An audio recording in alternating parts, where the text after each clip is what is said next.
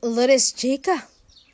Tita M nagsalita na sa portadong relasyong Donnie at Belle ang pag-amin at basbas ng isang inaalamin ang naging emosyonal na prangkang pahayag ni Tita sa isang Showbiz Insider tungkol sa napapabalitang relasyon ng kanyang anak na si Donnie kay Bel Mariano. Usap-usapan ngayon sa social media ang naging pahayag ng batikang aktres na si Maricel Lacsa Pangilinan hinggil sa buhay pag-ibig ng kanyang anak na si Donnie Pangilinan.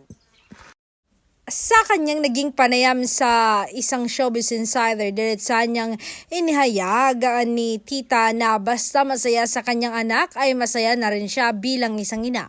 Suportado naman ang relasyon ni Belle at Donnie, hindi pa rin naiwasang magbigay ng makahulugang paalala ang kanyang ina. Sinabi niya na ang tanging hiling lang niya ay kayanin ng kanyang anak ang pinasok nitong relasyon. Lalo't pat nandito sila sa pinaka magulong mundo, ang showbiz.